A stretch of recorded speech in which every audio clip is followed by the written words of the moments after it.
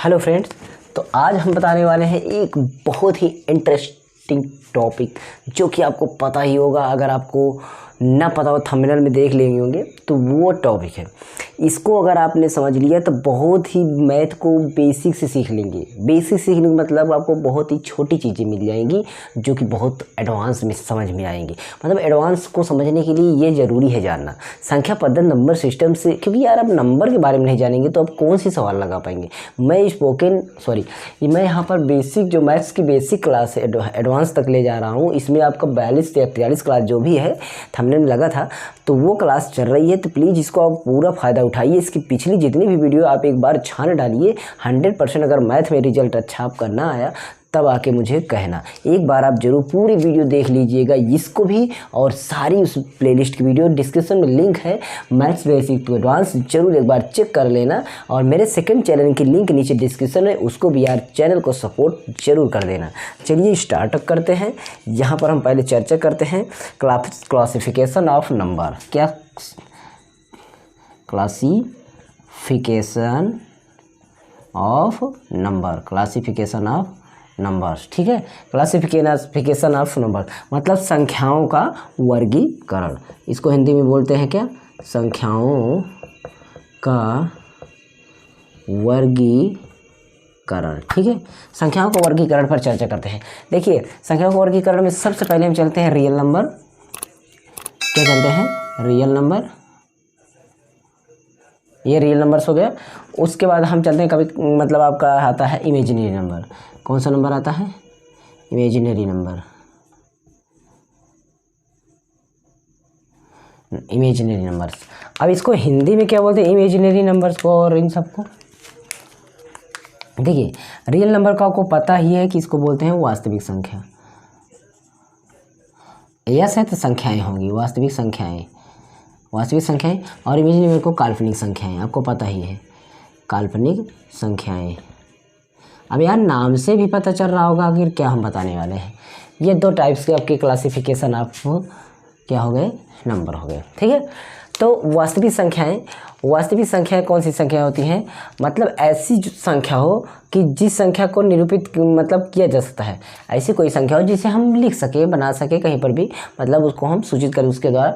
तो ऐसी संख्या जिसे हम निरूपित किया जा सकता है उन संख्याएं, ऐसी संख्याएं जो संख्या रेखा, एक संख्या हो। अगर मैं एक संख्या रेखा लेता हूँ, ऐसी संख्या रेखा होती है, आपको पता है यहाँ पर कहीं पर 0 हो गया, इधर 1 हो गया, 2 हो गया, 3 हो गया, 4 हो गया, 5 हो गया, मतलब ये पॉजिटिवली में होता है। ये इस तरीके से अगर ये -1 -2 -3 -4 ये होता है संख्या रेखा। तो ऐसी संख्या जो संख्या रेखा पर निरूपण किया जा सकता है, इस पर क्या हो? निरूपण किया जाए, मतलब इस पर दर्शाया जाए। संख्या रेखा पर कौन सी संख्याएं दर्शा सकते हैं? अगर आपको बोला जाए कि यहाँ पर 2, तो क्या यहाँ पर 2 आया? यस सर यहाँ पर 2 आया है। मैंने बोला यहाँ पर -2 आया तो यस सर -2 आया है। मतलब ये सब क्या है आपकी? ये सब आपका वास्तविक संख्याएं हैं। ये सब आपकी क्या है? वास्तविक संख्याएं हैं। लेकिन अगर यही चीज़ इस तरीके से बोला जाता कि √2, तो कभी हमने संख्या रेखा पर √2 का गणना नहीं कर सकते हैं, मतलब इसको न किए हैं, ठीक है। तो हम ये चीज़ हमारा क्या हो जाएगा? हमारा ये हो जाएगा काल्पनिक संख्या। संख्या रेखा पर निरूपित जिसको नहीं किया जा सकता है उसे हम काल्पनिक संख्या के रूप में बोल सकते हैं, ठीक है। अभी यही नहीं है कि यही ही मतलब यही पर हो, मतलब बहुत सारी चीज़ें इस जगह पर हो सकती हैं, आपको ढंग से देना है। लेकिन कभी कभी ऐसा होता है आपका √5 लिखा रहता है, ये संख्या रेखा पर निरूपण किया जा सकता है। लेकिन यहाँ पर अगर देखे होंगे तो -7 अगर आ जाए तो ये निरूपण नहीं किया जा सकता है, क्योंकि ये पॉजिटिव में है, निगेटिव में है। तो इस बात को भी ध्यान देना है। ये हमारा जो है ये हमारा कहने का मतलब आपका वास्तविक संख्या में हो जाएगी। ये हमारा वास्तविक संख्या में हो जाएगी। जैसे हम देखिए यहाँ पर लिखते हैं +3 -5 हो गया मान लीजिए, और 19/13 और 5/7 या 0.067, मतलब कुछ भी दशमलव में लिख दिया आपका 0.5 या आपका 0.8 क्या 11। ये सब क्या है? वास्तविक संख्या है।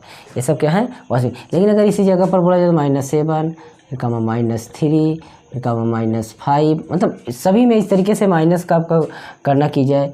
-5 की जगह आपका -1 भी आ सकता है, -1 भी आपका मिल सकता है, ठीक है।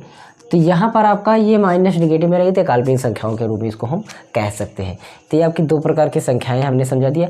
अब आती हैं इसके बाद हमारा जो टाइप्स आता है वो ध्यान दीजिए, इसको अगर आपने लिख लिया है तो इसके बाद हम चलते हैं अगले टाइप पर, उसको भी बताते हैं। देखिए वीडियो को अच्छी तरीके से आप एंजॉय कीजिएगा, अगर कोई दिक्कत हो तो कमेंट कर दीजिएगा। देखिए अगला आपका क्या है, आपका रेशनल नंबर है। कौन सा है, रेशनल नंबर, ठीक है। समझ सकते हैं रेशनल नंबर क्या बोलते हैं इसको, आपको बोलते हैं इसको क्या, परिमेय संख्या, क्या बोलते हैं, परिमेय संख्या, ठीक है। ये हो गया। इसके बाद ये आपका रेशनल नंबर हो गया, तो यहाँ पर इरेशनल नंबर हो गया, डबल आर हो जाएगा यहाँ पर, बाकी और पूरा स्पेलिंग वही रहने वाली है, ठीक है। ये हो गया। अब इसको क्या नाम देते हैं, इसको बोलते हैं अपरिमेय संख्या, अपरिमेय संख्या, ठीक है, अपरिमेय संख्या।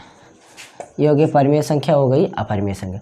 देखिए परिमेय संख्या, परिमेय संख्या में आपको हम बोल सकते हैं, परिमेय संख्या को आप P/Q के रूप में लिख सकते हैं, जो कि यहाँ पर आपको बताया जाता है Q आपका नॉट इक्वल 0, मतलब Q की जगह पर 0 नहीं होना चाहिए। बाकी आप कुछ भी रख देते हैं तो वो आपका परिमेय संख्या कहलाएगी। कोई भी नहीं लिख देते हैं यहाँ पर, ये भी अब मैंने लिख दिया यहाँ पर 8, तो ये क्या है, परिमेय संख्या है।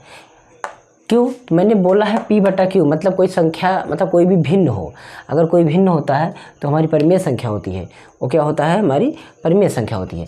यहाँ पर भी एक लग गया ना, तो ये हमारी भिन्न बन गई तो परिमेय संख्या, लेकिन यहाँ पर अगर 0 रख दिए गए तो परिमेय संख्या नहीं होगी, ये ध्यान में रखना है आपको। तो परिमेय संख्या होगी अपरिमेय संख्या में, तो यहाँ पर मैंने इसको लिख दिया। अब इसके आपके बहुत सारे एग्जाम्पल भी हो सकते हैं, ठीक है। मतलब यहाँ पर मैं लिख देता हूँ, यहाँ पर 5/3, 13/1 और -8/1, मैंने इसको इसलिए लिखा। यहाँ पर अगर 13 लिखते तब भी आपका परिमेय था, लेकिन बटा 1 लिखिए तब। -8 अगर रहता तब भी आपका वही था, वो भी अभी वही है। तो ये आपका परिमेय संख्या हो गई। इसे आपका बचता है मतलब वो अपरिमेय संख्या। अपरिमेय संख्या मतलब जो देखते हैं आपकी वैल्यू, इसको PQ के रूप में नहीं लिख सकते हैं, जैसे यहाँ पर 0.3, 2, 6, 8, 1, 9 ऐसे इंड ही ना हो, तो ऐसे देखते हैं ना, इंड नहीं होती है, कुछ संख्या होती हैं, तो ये आपकी अपरिमेय संख्या हो जाएंगी। क्या हो जाएंगी, अपरिमेय संख्या हो जाएंगी। तो परिमेय संख्या और अपरिमेय संख्या जहाँ तक है आपको समझ में आ गया। अब यहाँ पर आता है आपका डेसिमल नंबर। कभी कभी क्या आता है, डेसिमल नंबर आता है। इसमें पूछे जाने वाला भी आपका है, ये आपको मिटा देते हैं। आप केवल आप क्या करना है, आपको संख्याएं देखना है बस।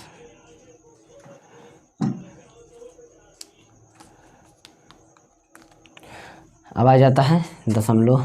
दशमलव में देखिए हमारा क्या आ जाता है, दशमलव, और दशमलव में आपका आ जाता है सबसे पहला नंबर शांत दशमलव, शांत दशमलव, ये हो गया शांत दशमलव। इसके बाद शांत दशमलव के बाद आपका मतलब आपका जो होता है आपका, इसके बाद गैर शांत दशमलव होता है, ध्यान दीजिएगा। गैर शांत दशमलव यहाँ लिख सकते हैं, गैर शांत दशमलव, ये हो गया गैर शांत दशमलव, ठीक है। और ये हो गया शांत दशमलव। इसको मतलब आपका ये टाइप अलग से हो सकता है। और एक होता है गैर शांति से आपका दोहराए जाने वाले दशमलव। तो हम दो टाइप के दशमलव यहाँ पर देख लिए, लेकिन अगर अब इसको हम कभी कभी यहाँ पर 0.5 मतलब पॉइंट, इसको हम दशमलव हटाएंगे तो यहाँ पर हम क्या लिखेंगे, ऐसे लिखेंगे। देखिए 5 है और यहाँ पर दशमलव 10 लगा, इसको काट दिया तो यहाँ पर 1 और यहाँ पर आपका क्या आ गया, मतलब इसकी जगह आपका क्या हो जाएगा, 2 हो जाएगा। 5 कम 5 दूना 10, तो 1/2 आपका ये हो जाएगा। और अगर इसी तरीके से यहाँ पर हम लिखें इस तरीके से 0.333333 ऐसे डट डट डट करके 1/3 आ गया, तो ये आपका जो हो जाएगा, ये आपका गैर शांति दोहराए जाने वाले शांत दशमलव, ये गैर शांति आपके हवाले हैं, ठीक है। इसके बाद आपका अगर मान लीजिए ये नहीं आता है और इसमें करना करके कुछ दूसरी टाइप से अगर आ जाता है, मान लीजिए तब आपका जैसे आ गया यहाँ पर 0.648 और इसका 81/125 ये आ जाता है, तब क्या है, तब भी आपको यही है, ये शांत है क्योंकि ये कट गया, ये शांत दशमलव। शांत दशमलव अशांत दशमलव ये दो तरीके से होते हैं समझने के लिए। ये जो नीचे है अगर इसको हम देखते हैं आपका 2 की घात कुछ गुणा 5 की घात कुछ बन जाता है तो शांत दशमलव हो जाता है। बाकी आप इसको चेकअप कर सकते हैं, नीचे वाले से ऊपर वाले में भाग दीजिए, आपका पता चल जाएगा। तो ये था आपका कुछ इस तरीके की चीज़ें। अभी इसमें हम और सारी चीज़ें बताएंगे। पूर्णांक होता है, क्या होता है? पूर्णांक। अब यहाँ पर इसको हम बदल देते हैं।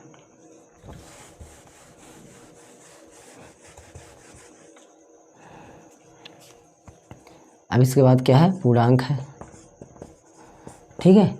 तो पूर्णांक के रूप में हमें 2 प्रकार के पूर्णांक, एक तो आपका ऋणात्मक पूर्णांक, ऋणात्मक, और दूसरा आपका धनात्मक। ये पूर्णांक हो गए, 2 टाइप के पूर्णांक हो गए। और इन दोनों में हमें कौन कौन सी संख्याएं, कौन कौन संख्या इसमें और आती हैं उसको भी देखना है इसके साथ साथ, ठीक है। तो यहाँ पर आपका ऋणात्मक पूर्णांक में आपका ऋण वाली संख्या -4 -3 -2 ऐसे ऐसे ऋणात्मक पूर्णांक आती हैं। धनात्मक आपका 0 1 2 3 4 इस, मतलब यार जो भी संख्याएं होती हैं वो सब पूर्णांक संख्याएं होती हैं, चाहे वो ऋण में हो चाहे धन में हो, कुछ भी हो सकती है, पूर्णांक संख्या हो जाती है, ठीक है। अब यहाँ पर चलेंगे पूर्णांक संख्या के बाद आपका कुछ और भी होते हैं पूर्णांक।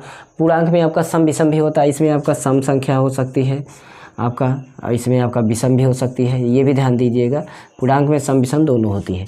सम क्या होती है? 2 से कटने वाली संख्याएं सम होती है, जिसके लास्ट डिजिट आपका 2 से कटने वाली योग्य हो, 0 से लेकर के आपका 0 2 4 5 6 8 ये सब होंगी तो आपका सम होगी, नहीं तो क्या होगी? विषम होगी लास्ट संख्या। तो ये हमारा छोटा सा एक टॉपिक था, मैंने सोचा कि इसके बारे में थोड़ा सा बता दें क्योंकि ये भी जानना जरूरी है। अब यहाँ पर हम संख्याओं के रूप में पहले से भी चर्चा की है। देखिए अगर आप सुने होंगे तो प्राकृत संख्या होती है, नेचुरल नंबर। प्राकृत संख्या क्या होती है? जब हम जो 1 से लेकर के अब अगर आप देख देते हैं बहुत सारी संख्याएं कहाँ जिसका अंत ना हो तो हमारा वो प्राकृत संख्या होती है। प्राकृत संख्या, ठीक है, हम यहाँ पर दर्शाते हैं, बता देंगे भी। ये प्राकृत संख्या, ये प्राकृत संख्या ये क्या होंगी? 1 से लेकर के अनंत तक, यन तक, ठीक है, ये अनंत तक होंगी, 1 से लेकर के यन तक। इसके बाद दूसरा अगर हम देखते हैं तो हमारा आ जाता है प्राकृत संख्या के बाद आपका उसको क्या बोलते हैं? पूर्ण संख्या। क्या आ जाती है? पूर्ण संख्या। पूर्ण संख्या इसमें 0 मिला लें, 1 2 3 डॉट डॉट डॉट, ये पूर्ण संख्या हो गई। इसके बाद पूर्ण संख्या के बाद हमारी कौन सी संख्या आती है? आपका क्या बोलते हैं इसके बाद आपका जो भी आया था पूर्णांक संख्या, ठीक है। तो ये भी चीज़ें हमें समझना है, इसके साथ साथ हमारी ये भी चीज़ें समझ में आना चाहिए, ठीक है। तो यहाँ पर अगर कहीं पर भाज्य भी बता देते हैं, भाज्य भी ध्यान देंगे था। ये हो गया भाज्य जो कटे किसी से। अभाज्य क्या होती है? जो कटे ना किसी से, ठीक है। अभाज्य संख्या है मतलब जो अपने आप से कटे और 1 से कटे तो अभाज्य हो जाएगी, बाकी भाज्य आपका वो है ही। तो आपको छोटी चीज़ें यहाँ पर समझ में आ गई अगर, तो इसको लाइक शेयर और सब्सक्राइब कर देना और सारी पुरानी इसमें की वीडियो ज़रूर देख लेना, आपको बहुत अच्छा लाभ मिलेगा। और बाकी हम यार पूरा एडवांस तक देखिए, अरिथमेटिक भी लेकर अलजेब्रा भी लेकर आएंगे, त्रिकोणमिति, मतलब ये जितने भी आपके स्टेप हैं सभी में से हम एक एक वीडियो लेकर आते रहेंगे ताकि आपको मैथ्स पूरा हो जाएगा, ठीक है। और एक बार देखते रहिएगा, छोटा छोटा वीडियो बड़ा वीडियो दोनों टाइप के मिलेंगे। और मेरे चैनल पर सारी वीडियो पड़ती है, आपका इंग्लिश को एकदम बेसिक से स्पोकन सिखा रहे हैं। आप देखिएगा, इंग्लिश बना लेंगे, अच्छी तरीके से बना लेंगे, इंग्लिश बनाना भी सीख जाएंगे, इंग्लिश को पढ़ना भी सीख जाएंगे। स्पोकन इंग्लिश बैच ज्वाइन कीजिए, वहाँ पर समझ सकते हैं, नीचे डिस्क्रिप्शन में लिंक है सभी। ओके, मिलते हैं नेक्स्ट वीडियो में, तब तक संतोष कुमार को दीजिए, बने रहिए टेक्नोप्लस। जय हिंद and good bye. Second channel को जरूर सब्सक्राइब कर देना, सपोर्ट अस सेकंड चैनल।